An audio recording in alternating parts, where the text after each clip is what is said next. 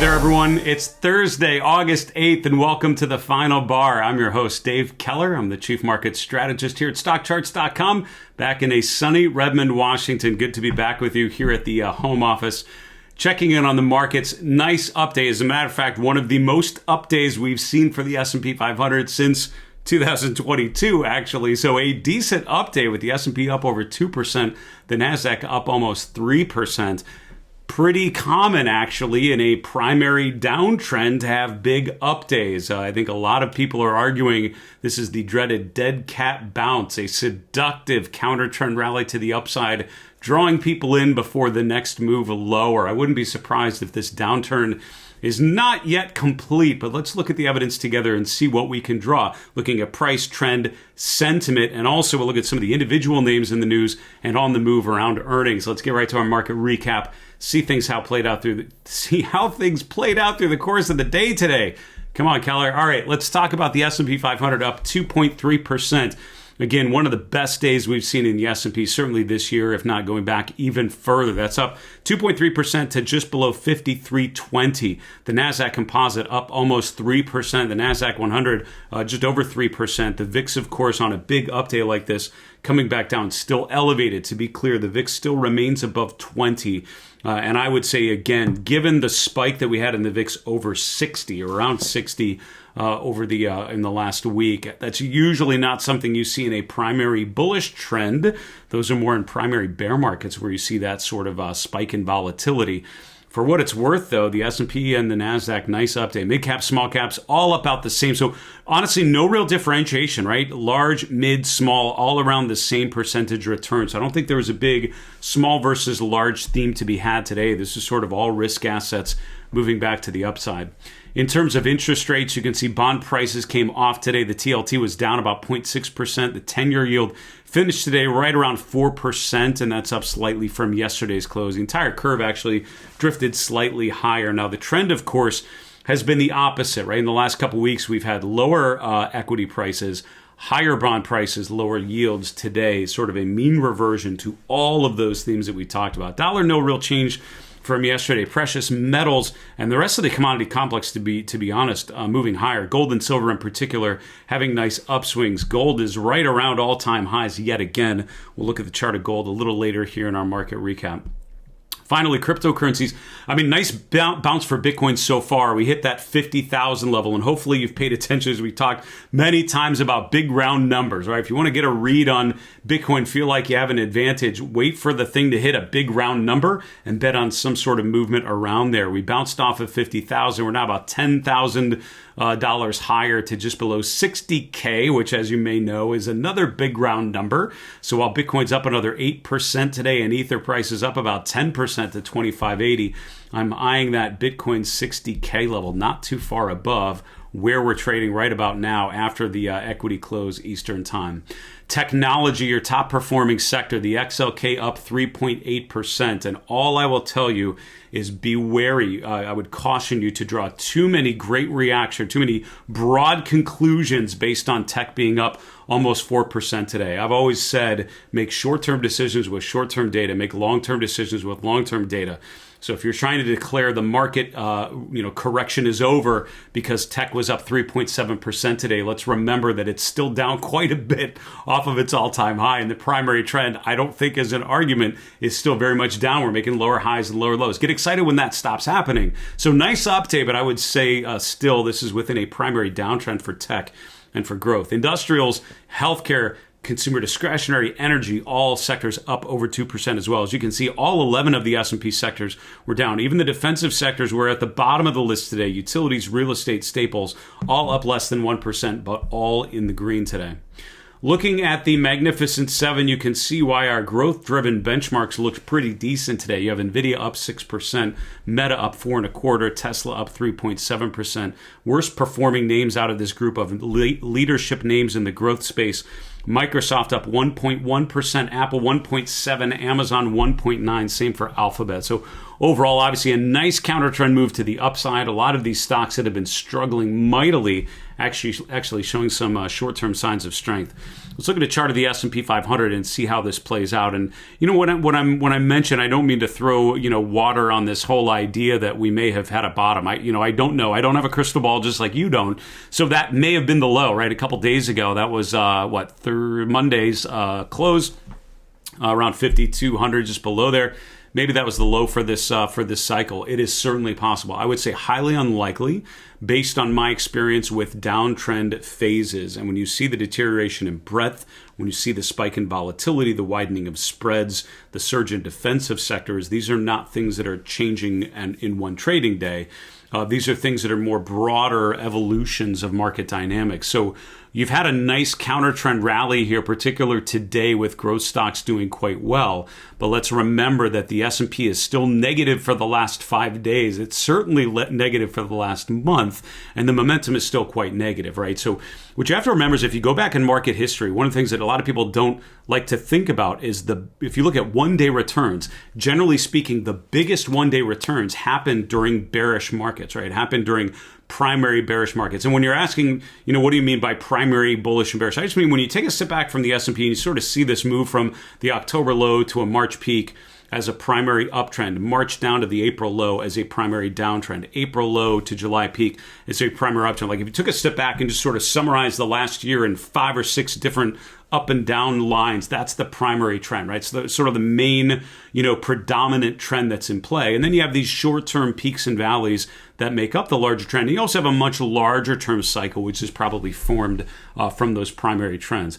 In my opinion, the primary trend has now reversed because of all those macro shifts that we've talked about, because levels that should hold if the primary trend is still bullish have not held, like trendline support, moving average support, gap support, traditional price support. All those things have failed to hold. So I would say pretty clear from my estimation that we're now in a primary downtrend, which means you have to be ready for what's called a dead cat bounce, which I would argue we're in the middle of, which is, we have a big surge downwards, and you have this quick, sudden counter trend move to the upside, which draws a lot of people in talking about a recovery, and this is that, the bottom is in, and that sort of language is great to hear if you're bearish, because that usually happens at this particular point in the cycle when we're not done yet going downwards. What you have to remember is that the primary downtrend is made up of these legs, of down legs and up legs, and we saw a short, 1 week plus upswing at the end of July before the next leg lower in early August. We're now maybe seeing another one of those upswing legs before another leg lower, which I think most likely aligns with the seasonal weakness, which is usually August and September. I'm pretty sure that's not fair. I mean, I would say highly likely that we have a major low in the September-October timeframe, as we have almost every year since 2009. So not unreasonable for me to expect that be a general trend, which means between now and then, how aggressive do you want to be on the long side, knowing that usually this has been a period of weakness going into a major low, which is when you really want to be ready to deploy capital and buy in on the real long-term weakness. So I think this is the time to be thinking about further downside objectives. I think bounces like this are great if you miss that initial leg lower and can kind of unwind positions that are still probably winning positions over the long term, but you felt some pain here in the last month or so. All right, that was a sort of a long-winded treatment of that whole thing. So let's get to a couple other macro charts, then we'll finish off looking at individual names. I did want to highlight that the AAII survey, which is a survey of individual investors, it's a weekly survey that's published Thursday morning. We usually get the data midday on Thursday Eastern time, and it's a question posed to AAII members, which are predominantly individual investors. I mean, by definition, I think that's what they pretty much all are. And they ask, are you bullish, bearish, or neutral on stocks?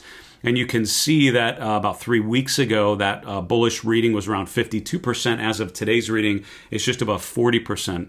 3 weeks ago, the number of bears was around 25%. It's currently around 38%. So the bears versus bulls are almost even, and that's the spread that you have in the bottom panel of this particular chart. You can see it's a 3% difference between bulls and bears in this week's survey. The last time we were this close to zero was back here in mid-April, which notably was a pretty significant low. That was the previous, the most important low so far in 2024 was that mid-April low before the surge to new all-time highs above 5,600 for the last time. The problem with where we're at right now is a lot of deeper pullbacks start with that initial flip when bears finally start to outweigh bulls. That often happens early on in a protracted decline as all of those bulls start to recognize on that initial move down that maybe things aren't as great as they thought. And all of a sudden, there ends up being a lot more deterioration. The fact that we had over 50% bulls is the real concern a couple weeks ago, because that tells you there's euphoria. That tells you, basically the market can do no wrong, according to respondents in the survey. Now it's sort of a wake-up call as they realize it actually can go much lower. It's, I think, at a pivotal point for sentiment, but it's worth knowing, again, particularly the number of bears at the lowest level since October of last year. I want to talk briefly about the chart of gold, just because it's obviously had a pretty decent run here. Now, the long-term picture of gold, we're going to use the GLD, which is a gold ETF. You can use $gold if you prefer. That's using the gold futures prices. These map pretty well to each other. I tend to focus on ETFs just because they're liquid and pretty widely accessible. So the GLD, you can really see coming off of an all-time high around 230 mid-July. We retested that level earlier in the month of August, had a bearish engulfing pattern at the secondary peak around 228, we'll call it. We're now sort of bouncing around that 224 level. I think what's interesting about the chart of gold is overall, let's remember that the trend still appears to be at worst consolidating, at best still constructive, because we're above two upward sloping moving averages. Look at the momentum picture, which really since the October low of last year, the RSI has all been in a bullish range. And that's, a work that Connie Brown, Andy Cardwell did years ago, which talked about in a bullish phase, the entire range of the RSI starts to bump up a little bit. And the RSI rarely gets below 40 on pullbacks. And that's really the observation that we've had since mid-October of last year. And even with all the choppiness, with the uncertainty in the equity space, notice how consistent the uptrend has remained for gold. In fact, the bottom panel shows you the relative performance of the GLD versus the S&P 500. You can see for the last 6 to 8 weeks, it's outperformed pretty well. So overall, I would say gold tends to be an interesting place to be, particularly if you think rates are going lower. One of the questions we have in the Final Bar mailbag, which I'll answer on tomorrow's show, deals with the relationship between gold and interest rates. If you are thinking about gold, make sure you watch the show tomorrow. We have an all mailbag episode. One of those questions we'll talk about gold, what it means for gold when interest rates are in their current configuration. Looking at the market carpet here, making sense of the trading session on Thursday. Boy, a lot of green. This is the most green I've seen the market carpet this year, to be totally honest with you, and certainly in quite some time. It's not been this uniformly green. Now, you can see some areas of the market that are more flat, particularly like in healthcare, some of the defensive sectors like consumer staples, real estate, and utilities. But notice the amount of green in something like technology. So while Microsoft was only up 1%, Apple up 1.7%, a lot of the other stocks in software, in semiconductors had really strong updates. Broadcom up almost 7%, NVIDIA up over 6%, KLAC, Intel, LRCX, Micron, Applied Materials, all over 6% up today. So nice move to the upside, to be sure. And again, this speaks to a broad bounce today, but again, this is a 1 day percent change. If we switch that time frame to the last 5 days, not so good, right? And that's even with including today's bounce. Let's remember that over the 5 days, a lot of these things are still very bright red. And I think that's one of the challenges. If you just look at 1 day percent moves, and if you define your market perspective by the 1 day percent movements, you're probably really optimistic based on the bounce in technology. And I don't blame you. If that's the data that you're looking at, it's hard not to be pretty encouraged by a bunch of green. But back it up to just 5 days, which is not that long ago, and you can see that for at best, this is still a pretty mixed market, and at worst, I'm seeing a lot more red than green. And if you go back to last month, we can see why the market has been struggling so much with these mega cap growth stocks in bright red. Can't tell you enough, can't stress how important I think something like the MarketCarpet is to really understand the configuration of these markets. Just looking at the S&P 500 members, looking at 3 different time frames, 1 day, 5 day, 1 month, you can understand really how the dynamics have shifted, how 1 day fits into the broader context. So we have a link below to access the MarketCarpet. I would encourage you to check that out. And hopefully that's a springboard to use all the other great features on the StockCharts platform. I want to highlight some of these individual names to finish off our show today that are on the move and in the news, etc. So NVIDIA up 6% today, and just to sort of reinforce what we talked about, early, I think what you have to remember is, what does this day mean relative to the longer term trend? So here's NVIDIA up 6%, right? So if you just look at the headline, you think NVIDIA is doing great. That's fantastic. But as a trend follower, I don't think you can deny that the trend, at least in the last 6 weeks, is down, big time down, right? And you can have big up days within a downtrend. That's what a lot of people don't even, either want to admit or want to recognize, is that when the primary trend is down, that's when you often have the biggest one-day bounces. And it's often because there's enough of a sell-off that at least some people, some traders are drawn in to bet on a little mean reversion move, a little swing back to the upside. But that doesn't change the trend, right? 1 day is not a trend. 1 day is just 1 day within a much larger trend. So I'm concerned by just the general trend of lower highs and lower lows that we continue to observe even with today's positive 6%. So for me, the chart of NVIDIA is still kind of broken here. The medium term, the short term trend is clearly down. The medium term trend is interesting because we have broken down through the 50-day moving average, but we're still above the 200-day. But the long term trend is still fine because on that weekly chart, you're still making a higher low, right? You have to go below the April low around 75 to change that, right? So I think overall it's, different messages on different time frames for sure. Let's talk about some others. Parker Hannifin, PH. This is an industrial stock. I wanted to highlight this one because look at the very consistent resistance right around 570. We first reached that level in April of this year. We retested it in May, retested it in mid-July. Now here we again in late July. Now we're here in mid-August, and we're once again hitting 570. So I think a chart like this is bullish finally when you get out of this range, right? A big base breakout. That's when you have a broad consolidation pattern, a sideways pattern, a rectangle that you can draw on the chart, which covers most of the price action. And then when you break out of that range in either direction, that tells you something is new. Now we bounced off of clear support at the June low around 500 at the 200-day moving average as well. We've now bounced up to the upper end of this basing pattern. I think a chart like this becomes constructive when it's able to get out of the base, because that would tell you if we break above 570 going into next week, even with the 11% gain today, you break above there going into next week, that tells you that investors are finally willing to pay more than $570 a share, and it's been months since you can say that. So PH, I think, is an important one. This is the kind of stock I would set an alert for a close above 570 to see if and when that actually plays out. Robinhood is a name in the news. This is an earnings name. I jotted down when they report. I think that was yesterday after the close. Yeah, Wednesday after the close. Robinhood, we'll talk about Applovin as well. Ticker APP. Robinhood, a noteworthy chart because look at that nice rally, a nice bullish candle right at the 200-day moving average. I love when stocks approach the 200-day from above. They open below but close higher. That's technically not like a formal candle pattern to speak of, but it does show that after the gap down, investors are buying into that weakness enough to push it back above the 200-day moving average. I think that's at the very least, an interesting trade bouncing off of that level support. Applovin, APP, is another one bouncing off of the 200-day. This actually had that nice rally off of the 200-day. Hit the 200-day almost to the penny during the day. This was a couple days ago. That was on Monday's session before closing near the highs. Again, continue to see further appreciation. I like a chart like this if it can get back above the 50-day moving average. If the RSI can continue to improve, get above 60, get above 50, and then continue above 60. That tells you we're in a new bullish phase, most likely, but not quite there yet. Keep an eye on those two charts.